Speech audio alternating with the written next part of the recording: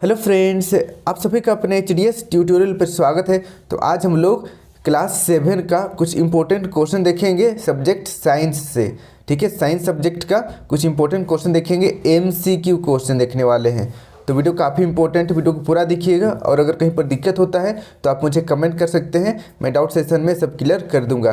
तो देखिए, चैप्टर 1 का ऑलरेडी मैंने अपने चैनल पर अपलोड कर दिया है, नीचे डिस्क्रिप्शन में प्लेलिस्ट मिल जाएगा, वहाँ से आप चैप्टर 1 का देख सकते हैं और बाकी सब्जेक्ट का भी आप देख सकते हैं। तो यहाँ पर हम लोग चैप्टर 2 से स्टार्ट करते हैं। देखिए, चैप्टर 2 का नाम है प्राणियों में पोषण। प्राणियों में पोषण।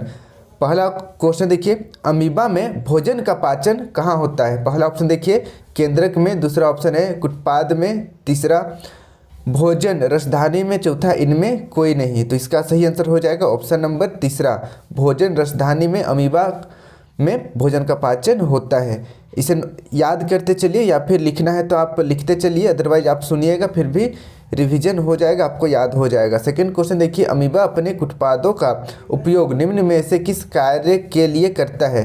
पहला ऑप्शन देखिए गति करने के लिए, दूसरा ऑप्शन है भोजन ग्रहण करने के लिए, तीसरा ऑप्शन भोजन ग्रहण एवं गति करने के लिए, तीसरा गैसों का आदान प्रदान के लिए। तो इसका सही आंसर हो जाएगा ऑप्शन नंबर तीसरा, भोजन ग्रहण एवं गति करने के लिए। फिर देखिए नेक्स्ट तीसरा नंबर, जठर रस तथा हाइड्रोक्लोरिक अम्ल का स्राव होता है, कहाँ होता है बताना है।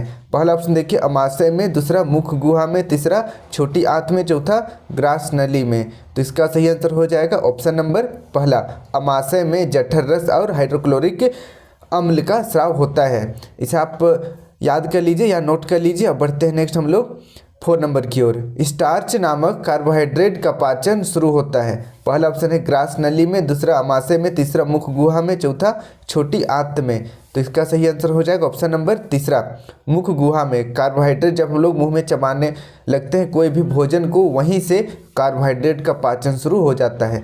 5 नंबर का क्वेश्चन देखिए, अपचे भोजन से जल का अवशोषण होता है। जो भी अपचा भोजन होता है उससे जल का अवशोषण किस अंग में होता है? पहला ऑप्शन है बड़ी आंत में, दूसरा छोटी आंत में, तीसरा ग्रास नली में, चौथा अमाशय में। तो इसका सही आंसर हो जाएगा ऑप्शन नंबर चौथा, बड़ी आंत में, सबसे लास्ट में। ठीक है, पाचन तंत्र का सबसे ऑलमोस्ट सबसे आखिरी जो अंग होता है उसमें अपचे भोजन से जल का अवशोषण होता है। फिर देखिए नेक्स्ट 6 नंबर, कपड़े तथा 6 नंबर का क्वेश्चन देखिए, पकड़े तथा काटने वाले दांत को कहते हैं। पहला ऑप्शन है रदनक, दूसरा कृतंक, तीसरा अग्रचवर्णक, चौथा चवर्णक। तो इसका सही आंसर हो जाएगा ऑप्शन नंबर दूसरा, कृतंक। सामने का जो दांत रहता है थोड़ा सा साइज में बड़ा रहता है, इसको हम लोग काटने और फाड़ने में यूज करते हैं भोजन को, इसलिए कृतंक इसका आंसर हो जाएगा। अब बढ़ते हैं नेक्स्ट हम लोग 7 नंबर की ओर। दूध के दांत की संख्या कितनी होती है? पहला ऑप्शन है 20, दूसरा 32, तीसरा 22, चौथा 30। तो इसका सही आंसर हो जाएगा ऑप्शन नंबर पहला, इसे याद कर लीजिएगा, इंपॉर्टेंट क्वेश्चन है। अब बढ़ते हैं नेक्स्ट हम लोग 8 नंबर की ओर। एक वयस्क मानव के मुख गुहा में कुल कितने दांत होते हैं? पहला ऑप्शन है 16, दूसरा 20, तीसरा ऑप्शन है 30 और चौथा है 32। तो इसका सही आंसर हो जाएगा ऑप्शन नंबर चौथा, 32 दांत होते हैं, इसे भी याद कर लीजिएगा। फिर देखिए नेक्स्ट 9 नंबर, कितने वर्ष की आयु तक दूध के दांत गिर जाते हैं? पहला ऑप्शन है 16 वर्ष, दूसरा 12 वर्ष, तीसरा 8 वर्ष, चौथा 14 वर्ष। तो इसका सही आंसर हो जाएगा ऑप्शन नंबर तीसरा, लगभग 8 वर्ष तक दूध के दांत टूट जाते हैं। अब बढ़ते हैं नेक्स्ट हम लोग 10 नंबर की ओर। 10 नंबर ये हमारा इस चैप्टर का लास्ट क्वेश्चन है। देखिए, चबाने एवं पीसने वाले दांत को कहते हैं। पहला ऑप्शन है कृतंक, दूसरा रदनक, तीसरा अग्रचवर्णक और चौथा चवर्णक। तो इसका सही आंसर हो जाएगा ऑप्शन नंबर तीसरा, अग्रचवर्णक, इसे आप नोट कर लीजिए। अब बढ़ते हैं नेक्स्ट हम लोग 3 चैप्टर की ओर। तीसरा चैप्टर देखिए, तीसरा चैप्टर का नाम है जल अनमोल संसाधन। पहला क्वेश्चन देखिए, जल निम्न में से कौन से द्रव्य अवस्था में नहीं पाया जाता है? द्रव्य अवस्था में नहीं पाया जाता है, ऑप्शन बताना है। पहला ऑप्शन देखिए हिमपात, दूसरा झील का जल, तीसरा नदी का जल, चौथा जल वाष्प। तो इसका सही आंसर हो जाएगा ऑप्शन नंबर पहला, हिमपात। हिमपात ये ठोस अवस्था में पाया जाता है, इसे आप नोट कर लीजिए। अब बढ़ते हैं अगला क्वेश्चन की ओर। नेक्स्ट क्वेश्चन देखिए सेकेंड नंबर, पौधों को भी जल की आवश्यकता होती है। पहला ऑप्शन है श्वसन प्रक्रिया में, दूसरा प्रकाश संश्लेषण प्रक्रिया में, तीसरा उत्सर्जन प्रक्रिया में, चौथा वाष्पोत्सर्जन प्रक्रिया में। तो इसका सही आंसर हो जाएगा ऑप्शन नंबर चौथा, वाष्पोत्सर्जन प्रक्रिया में। अब बढ़ते हैं नेक्स्ट हम लोग 3 नंबर की ओर। जल की कमी के लिए उत्तरदायी नहीं है। पहला ऑप्शन देखिए बढ़ती जनसंख्या, ये तो उत्तरदायी है। दूसरा वनों की कटाई, ये भी उत्तरदायी है। तीसरा अत्यधिक वर्षा, ये उत्तरदायी नहीं है। और औद्योगिकरण, ये भी उत्तरदायी है। तो यहाँ पर पूछा गया है उत्तरदायी नहीं है, तो इसलिए ऑप्शन नंबर तीसरा सही हो जाएगा। इसे नोट कर लीजिए। अब बढ़ते हैं नेक्स्ट हम लोग 4 नंबर की ओर। प्रकृति में जल कितने रूपों में पाया जाता है? पहला ऑप्शन देखिए 2 रूपों में, दूसरा ऑप्शन है 3 रूपों में, तीसरा ऑप्शन है 4 रूपों में, चौथा ऑप्शन है 5 रूपों में। तो इसका सही आंसर हो जाएगा ऑप्शन नंबर दूसरा, 3 रूपों में। ठीक है, ठोस, द्रव और गैस। इसे नोट कर लीजिए। अब बढ़ते हैं नेक्स्ट हम लोग 5 नंबर की ओर। अम्ल वर्षा का कारण है। पहला ऑप्शन है वायु प्रदूषण, दूसरा जल प्रदूषण, तीसरा भूमि प्रदूषण और चौथा इनमें कोई नहीं। तो इसका सही आंसर हो जाएगा ऑप्शन नंबर पहला, वायु प्रदूषण। वायु प्रदूषण से अम्लीय वर्षा होता है। इसे नोट कर लीजिए। अब बढ़ते हैं हम लोग नेक्स्ट 6 नंबर की ओर। हरित क्रांति से भौम जल स्तर में आई है। हरित क्रांति से जो भौम जल स्तर है उसमें कमी वृद्धि आई है, क्या आई है बताना है। पहला ऑप्शन देखिए कमी आई है, दूसरा वृद्धि, तीसरा कोई अंतर नहीं और चौथा इनमें कोई नहीं। तो इसका सही आंसर होगा ऑप्शन नंबर पहला, कमी आई है। हरित क्रांति में भौम जल के स्तर में कमी आई है, क्योंकि हरित क्रांति में पेड़ पौधे को लगाया जाता है, यानी कि ज़्यादा से ज़्यादा खेती किया जाता है, जिससे पानी अधिक यूज हो जाता है। इसे आप नोट कर लीजिए। अब बढ़ते हैं नेक्स्ट हम लोग 7 नंबर की ओर। जल संरक्षण का तरीका है। जल संरक्षण का तरीका है। पहला ऑप्शन देखिए जल संबर प्रबंधन, दूसरा औद्योगिकीकरण, तीसरा वनों की कटाई और चौथा इनमें कोई नहीं। तो इसका सही आंसर हो जाएगा ऑप्शन नंबर पहला, जल संबर प्रबंधन। अब बढ़ते हैं नेक्स्ट हम लोग 8 नंबर की ओर। विश्व जल दिवस कब मनाया जाता है? पहला ऑप्शन देखिए 20 मार्च, दूसरा 20 मार्च, तीसरा 24 मार्च और चौथा 26 मार्च। तो यहाँ पर देखिए कोई भी ऑप्शन सही नहीं है, लेकिन यहाँ पर मिस प्रिंट हो गया है, ये 22 मार्च होना चाहिए था। 22 मार्च, ठीक है। 22 मार्च को विश्व जल दिवस मनाया जाता है, ठीक है। 22 मार्च को विश्व जल दिवस मनाया जाता है। इसे भी आपको याद रखना है, ये बहुत ही इंपॉर्टेंट क्वेश्चन है, कभी भी पूछा जा सकता है आपसे। 22 मार्च को विश्व जल दिवस मनाया जाता है। अब बढ़ते हैं नेक्स्ट हम लोग 9 नंबर की ओर। अंतरिक्ष से पृथ्वी किस रंग की दिखाई देती है? पहला ऑप्शन है लाल, दूसरा नीली, तीसरा पीली, चौथा काली। तो इसका सही आंसर हो जाएगा ऑप्शन नंबर दूसरा, नीली दिखाई देती है। तो बहुत ही आसान क्वेश्चन है। अब बढ़ते हैं नेक्स्ट हम लोग 10 नंबर की ओर। ताजमहल के पीले होने का कारण है। पहला ऑप्शन है अम्ल वर्षा, दूसरा वर्षा, तीसरा धूलकण, चौथा नाइट्रोजन। तो इसका सही आंसर हो जाएगा ऑप्शन नंबर पहला, अम्ल वर्षा। अब बढ़ते हैं नेक्स्ट हम लोग 11 नंबर की ओर। झारखंड में वार्षिक वर्षा होती है। झारखंड में वार्षिक वर्षा कितनी होती है? ये भी इम्पोर्टेंट क्वेश्चन है, इसको भी आपको याद रखना पड़ेगा। तो देखिए पहला ऑप्शन है 120 सेंटीमीटर, दूसरा 130 सेंटीमीटर, तीसरा 140 सेंटीमीटर, चौथा 150 सेंटीमीटर। तो इसका सही आंसर हो जाएगा ऑप्शन नंबर तीसरा, झारखंड में 140 सेंटीमीटर वार्षिक वर्षा होती है। ये हमारा चैप्टर 3 का लास्ट क्वेश्चन था। अब बढ़ते हैं हम लोग चैप्टर 4 की ओर। चैप्टर 4 देखिए, चैप्टर 4 का नाम है अपशिष्ट जल, कारण व निपटान। पहला क्वेश्चन देखिए, दूषित जल में ऑक्सीजन की मात्रा स्वच्छ जल की अपेक्षा अधिक होती है या दुगुनी होती है या कम होती है या फिर बराबर होती है? तो इसका सही आंसर हो जाएगा ऑप्शन नंबर तीसरा, कम होती है, ठीक है। जितना दूषित जल रहेगा उतना ऑक्सीजन कम रहेगा। अब बढ़ते हैं नेक्स्ट सेकंड क्वेश्चन की ओर। दूषित जल जनित रोग है, तो दूषित जल से कौन सा रोग होता है बताना है। पहला ऑप्शन देखिए रेबीज, दूसरा डेंगू, तीसरा रक्त अल्पता और चौथा मलेरिया। तो इसका सही आंसर हो जाएगा ऑप्शन नंबर चौथा, मलेरिया, ठीक है, मलेरिया। दूषित जल में मच्छर पनपता है, मच्छर पनपेगा तो मलेरिया होगा। अब बढ़ते हैं नेक्स्ट हम लोग 3 नंबर की ओर। निम्न में कौन सा दूषित जल उपचार के उत्पाद हैं? पहला ऑप्शन देखिए बायोगैस, दूसरा स्लज कीचड़, तीसरा देखिए बायोगैस एवं स्लज और चौथा जलवाहक। तो इसका सही आंसर हो जाएगा ऑप्शन नंबर दूसरा, स्लज। दूषित जल उपचार में जो कीचड़ बच जाता है उसी को हम लोग स्लज कहते हैं। अब बढ़ते हैं नेक्स्ट हम लोग 4 नंबर की ओर।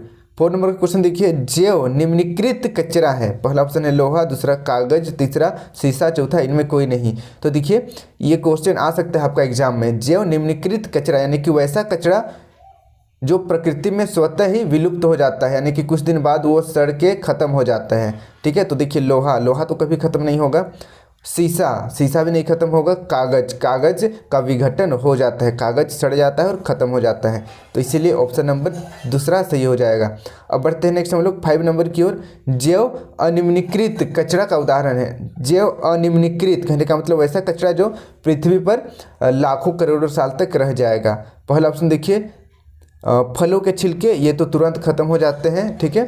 दूसरा मलमूत्र, ये भी खत्म हो जाते हैं। तीसरा पौधों के अवशेष, ये भी खत्म हो जाएंगे। और चौथा देखिए पॉलीथीन की थैलियाँ, तो इसका सही आंसर हो जाएगा ऑप्शन नंबर चौथा, पॉलीथीन की थैलियाँ, ये लाखों हजारों साल तक पृथ्वी पर रह जाएंगे, इसलिए इसको हम लोग जैव अनिम्नीकृत कचरा कहते हैं।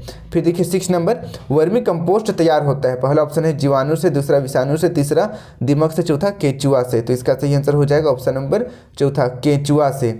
इसे नोट कर लीजिए, याद कर लीजिएगा, बार बार सुनिएगा तो याद हो जाएगा। अब बढ़ते हैं नेक्स्ट हम लोग 7 नंबर की ओर। मनुष्यों के विभिन्न गतिविधियों द्वारा जल को दूषित करने के कारण कई जलजनित बीमारियां फैलती है। निम्न में से कौन सी जलजनित बीमारी नहीं है? तो कौन सा ऐसा बीमारी का नाम बताना है यहाँ पर ऑप्शन को देखकर, जो जल से नहीं फैलता है, यानी कि जल प्रदूषण से नहीं होता है। पहला ऑप्शन देखिए हैजा, दूसरा टाइफाइड, तीसरा दमा, चौथा पेचिश, तो इसका सही आंसर हो जाएगा ऑप्शन नंबर तीसरा, दमा। ये श्वसन रोग है, तो यहाँ पर जल जनित रोग ये नहीं है, ठीक है, इसलिए ऑप्शन नंबर तीसरा सही हो जाएगा। अब बढ़ते हैं नेक्स्ट हम लोग 8 नंबर की ओर। 8 नंबर का क्वेश्चन देखिए, पीलिया बीमारी होती है। पहला ऑप्शन देखिए दूषित वायु से, दूसरा ऑप्शन है दूषित जल के सेवन से, तीसरा मच्छर काटने से, चौथा इनमें कोई नहीं, तो इसका सही आंसर हो जाएगा ऑप्शन नंबर दूसरा, दूषित जल के सेवन से पीलिया बीमारी होती है, इसे याद कर लीजिएगा। फिर देखिए अब 9 नंबर, हानिकारक सूक्ष्म जीवों को नष्ट करती है। पहला ऑप्शन देखिए नाइट्रोजन गैस, दूसरा कार्बन डाइऑक्साइड गैस, तीसरा क्लोरीन गैस, चौथा ऑक्सीजन गैस, तो इसका सही आंसर हो जाएगा ऑप्शन नंबर तीसरा, क्लोरीन गैस, ठीक है। क्लोरीन गैस हानिकारक सूक्ष्म जीवों को नष्ट करती है, इसे आप नोट कर लीजिए। अब बढ़ते हैं नेक्स्ट हम लोग 10 नंबर की ओर। 10 नंबर का क्वेश्चन है, झारखंड में एकमात्र वाहित मल उपचार केंद्र है, कहाँ पर है बताना है। पहला ऑप्शन देखिए ओरमांझी में, दूसरा रुक्का में, तीसरा पतरातू में, चौथा इनमें कोई नहीं, तो इसका सही आंसर हो जाएगा ऑप्शन नंबर दूसरा, रुक्का में, ठीक है। झारखंड में एकमात्र वाहित मल उपचार केंद्र रुक्का में है। फिर देखिए 11 नंबर, कार्बनिक अशुद्धियाँ है। पहला ऑप्शन है नाइट्रेट, दूसरा ऑप्शन है यूरिया यानी कि मूत्र, तीसरा ऑप्शन है फॉस्फेट और चौथा इनमें कोई नहीं, तो इसका सही आंसर हो जाएगा ऑप्शन नंबर दूसरा, यूरिया, ठीक है, यानी कि यूरिन, या इसको हम लोग मूत्र भी कह सकते हैं। तो ये हमारा चैप्टर 4 का एमसीक्यू क्वेश्चन कंप्लीट हो गया। सभी को आपको याद कर लेना है, एग्जाम के दृष्टिकोण से काफ़ी इंपॉर्टेंट क्वेश्चन है। अब बढ़ते हैं नेक्स्ट हम लोग चैप्टर 5 की ओर। चैप्टर 5 देखिए, रेशों से वस्त्र। चैप्टर 5 का नाम है रेशों से वस्त्र। पहला क्वेश्चन देखिए, रेशम कीड़ा है। पहला ऑप्शन देखिए कैटरपिलर, दूसरा ऑप्शन है कोकून, तीसरा ऑप्शन है सलम, चौथा ऑप्शन है इनमें कोई नहीं, तो इसका सही आंसर हो जाएगा ऑप्शन नंबर पहला, रेशम कीड़ा कैटरपिलर है। अब बढ़ते हैं नेक्स्ट हम लोग सेकेंड क्वेश्चन की ओर। निम्नलिखित में से कौन सा रेशम का प्रकार नहीं है? पहला ऑप्शन है मलबेरी, दूसरा तसर, तीसरा मूंगा, चौथा कीट, तो इसका सही आंसर हो जाएगा ऑप्शन नंबर चौथा, कीट रेशम का प्रकार नहीं है। अब बढ़ते हैं नेक्स्ट हम लोग 3 नंबर की ओर। ऊन प्रदान करने वाला जानवर है। पहला ऑप्शन है भेड़, दूसरा बकरी, तीसरा याक, चौथा इनमें सभी, तो इसका सही आंसर हो जाएगा ऑप्शन नंबर चौथा, इनमें सभी। भेड़ से भी ऊन प्राप्त किया जाता है, बकरी से भी और याक से भी। अब बढ़ते हैं नेक्स्ट हम लोग 4 नंबर की ओर। निम्नलिखित में कौन ऊन नहीं देता है? पहला ऑप्शन है याक, दूसरा ऊँट, तीसरा बकरी, चौथा कुत्ता, तो देखिए ये तो तीसरा नंबर के जैसा ही है, तो इसका सही आंसर हो जाएगा ऑप्शन नंबर चौथा, कुत्ता। कुत्ता से हम लोग ऊन प्राप्त नहीं करते हैं, ऊँट से भी ऊन प्राप्त करते हैं, याक से भी और बकरी से भी। अब बढ़ते हैं नेक्स्ट हम लोग 5 नंबर की ओर। 5 नंबर का क्वेश्चन देखिए, निम्नलिखित में से किससे ऊन रेशा प्राप्त नहीं किया जा सकता? पहला ऑप्शन है बकरी, दूसरा लामा, तीसरा अल्पेका, चौथा कीट, तो इसका सही आंसर हो जाएगा ऑप्शन नंबर चौथा, कीट से ऊन रेशा प्राप्त नहीं किया जा सकता है। अब बढ़ते हैं नेक्स्ट हम लोग 6 नंबर की ओर। एक मादा सलभ अंडा देती है। पहला ऑप्शन है इकाई में, दूसरा ऑप्शन है दहाई में, तीसरा सैकड़ा में, चौथा हजार में, तो इसका सही आंसर हो जाएगा ऑप्शन नंबर तीसरा, सैकड़ा में, ठीक है, यानी कि सैकड़ों में देता है, 100, 200, 300, 400, 500, 600, 700, 800, 900 इस तरीके से, ठीक है, सैकड़ों में अंडे देती है। अब बढ़ते हैं नेक्स्ट हम लोग 7 नंबर की ओर। भेड़ी का गर्भकाल कितने महीनों में अंत करता है? तो देखिए भेड़ी का गर्भकाल यानी कि जैसे मनुष्य का गर्भकाल 9 महीने का होता है, हम लोग 9 महीने अपने माता के गर्भ में रहते हैं, तो यहाँ पर भेड़ी के बारे में बताना है कि वो कितने दिन अपने माता के गर्भ में रहती है। पहला ऑप्शन है 2 महीना, दूसरा ऑप्शन है 4 महीना, तीसरा ऑप्शन है 5 महीना, चौथा ऑप्शन है 6 महीना। तो इसका सही आंसर हो जाएगा ऑप्शन नंबर तीसरा, 5 महीना भेड़ी का गर्भकाल का समय होता है। इसे आप नोट कर लीजिए, याद कर लीजिएगा। अब बढ़ते हैं नेक्स्ट हम लोग 8 नंबर की ओर। भेड़ों के बालों की कटाई किस मौसम में होती है? पहला ऑप्शन है बरसात, दूसरा गर्मी, तीसरा जाड़ा, चौथा इनमें कोई नहीं। तो इसका सही आंसर हो जाएगा ऑप्शन नंबर दूसरा, गर्मी में। अगर हम लोग सर्दी में उसका बाल काट देंगे भेड़ का तो ठंडा से ही मर जाएगा, इसलिए गर्मी में काटा जाता है। अब बढ़ते हैं नेक्स्ट हम लोग 9 नंबर की ओर। भारत में भेड़ के शरीर से बाल एक साल में सामान्यतः कितने बार काटे जाते हैं? पहला ऑप्शन है 1 बार, दूसरा ऑप्शन है साल में 2 बार, तीसरा ऑप्शन है 3 बार या चौथा ऑप्शन देखिए 4 बार। तो इसका सही आंसर होगा ऑप्शन नंबर दूसरा, भारत में भेड़ के शरीर से साल में 2 बार बाल को काटा जाता है। फिर देखिए नेक्स्ट 10 नंबर। रेशम कीट किसकी पत्तियों पर पलते हैं? पहला ऑप्शन है आम के पत्तियों पर, दूसरा पीपल, तीसरा शहतूत, चौथा इनमें कोई नहीं। तो इसका सही आंसर हो जाएगा ऑप्शन नंबर तीसरा, शहतूत। ठीक है, रेशम का कीट शहतूत के पत्तियों को खाती है और वहीं पर जिंदा रह पाती है। अब बढ़ते हैं नेक्स्ट हम लोग 11 नंबर की ओर। यह हमारा लास्ट क्वेश्चन है चैप्टर 5 का और इस वीडियो का भी लास्ट क्वेश्चन है। देखिए, बालों की कटाई के समय कौन सा रोग होने का खतरा होता है? पहला ऑप्शन देखिए शॉर्टर्स, दूसरा ऑप्शन है खांसी, तीसरा ऑप्शन है खुजली और चौथा ऑप्शन है इनमें कोई नहीं। तो इसका सही आंसर हो जाएगा ऑप्शन नंबर पहला, शॉर्टर्स। इसे आप नोट कर लीजिए, याद कर लीजिएगा। इस तरीके से आज हम लोग क्लास 7 का साइंस का काफ़ी इंपॉर्टेंट क्वेश्चन किए हैं, साइंस का चैप्टर 2 से लेकर 5 तक। ठीक है, तो सभी को आपको याद कर लेना है ताकि एग्जाम में आपको मदद मिल सके। और यहाँ पर जो भी क्वेश्चन बताया हूँ यही क्वेश्चन आएगा ऐसा नहीं है, बट इसमें से भी क्वेश्चन आएगा, ये मतलब पॉसिबिलिटी है। तो इसीलिए ये सभी क्वेश्चन को आपको याद कर लेना है और अपने सभी दोस्तों के साथ वीडियो को जरूर शेयर कर दीजिएगा ताकि उनको भी इस वीडियो का लाभ हो सके। इसी प्रकार के मेरे सभी वीडियो देखने के लिए इस सब्सक्राइब बटन को प्रेस करके सब्सक्राइब करें और साथ ही यहाँ पर बेल आइकन को ऑल में क्लिक करें।